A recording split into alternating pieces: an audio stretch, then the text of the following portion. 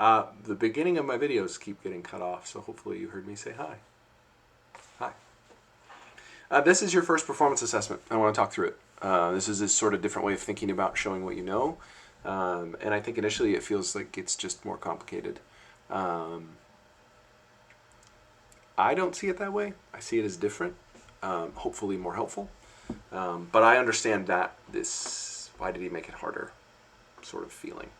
So here's what it looks like. You have two things to do in this performance assessment. You're going to solve a problem, and then you're going to convince us, that's you and me, that you understand the solution. So there's a difference between being able to mechanically do the stuff, like move the symbols around on paper and then voila, we get an answer, which you need to be able to do that. But that's not the end goal. The end goal is that you understand how to put them together, why they work, so that this technique for you is actually usable and meaningful.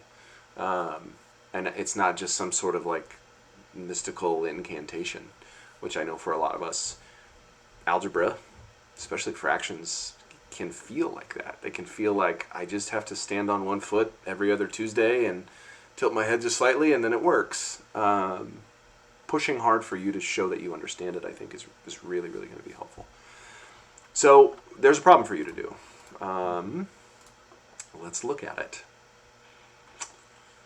It looks a lot like the practice that you did last week.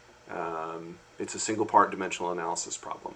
Okay, so you got a concrete driveway, and we've got some facts, and we want to know how much will the concrete cost for the project.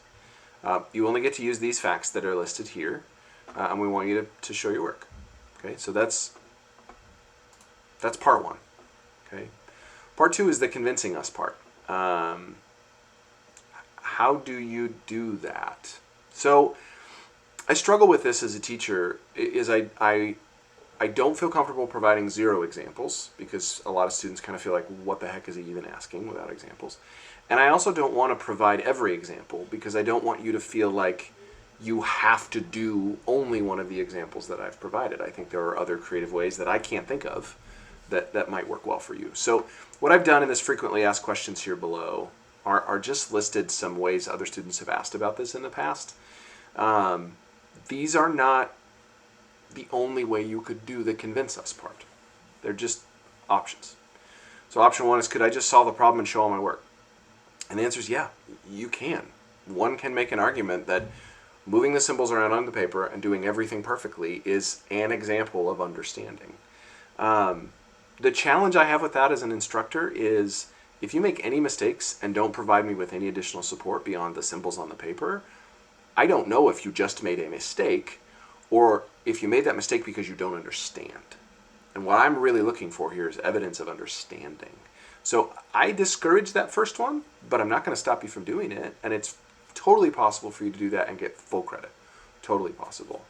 I would encourage you to provide additional support and evidence that really helps me understand that you really get it.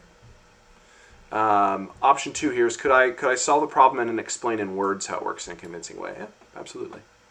Yep, just a few sentences describing the process and how you know that it works. Again, what you're trying to do is convince both of us, you and me, that you really understand this problem. Could I find some other creative way to show you that, to convince us that you understand it? Totally, right? Like, there's lots of creative ways to do this. Many of you have expressed in the, get to know you and then sharing your math story that creativity is a big important thing to you in your personal life.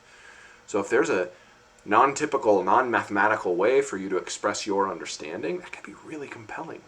And it might actually help you better understand it. So I want to encourage that. And then this is one that I think of because this is how I like to do it. I don't feel confident that I understand something until I've had the opportunity to teach it. I went to a calculus conference a few years ago when I was teaching calculus. I was in my first year teaching. And I'm sitting in a room with a whole bunch of math teachers, and the speaker gets on stage and he says, well, you know the old joke, when do you really know calculus? And I leaned forward because I was terrified because I felt like, why am I teaching calculus? I mean, I have a degree in this, but I don't know if I really understand it. And so I'm leaning in, hoping the dude's going to give me some kind of secret. And he says, after you've taught it for the second time. And I sat back, and then the whole crowd just erupted in laughter because apparently this was some joke I was now just becoming in on. that all instructors actually know that, man, we really learn the material well when we teach it. So that's an option for you as well. Are there other ways you could do it? Yes. I hope you hear me saying that. So you're going to solve the problem and show your work, and then you're going to convince us that you actually understand the problem in a way that works for you. Make sure all your evidence goes on a Trello card and you turn it in.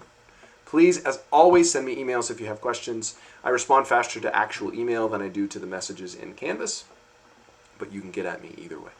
Have a great day.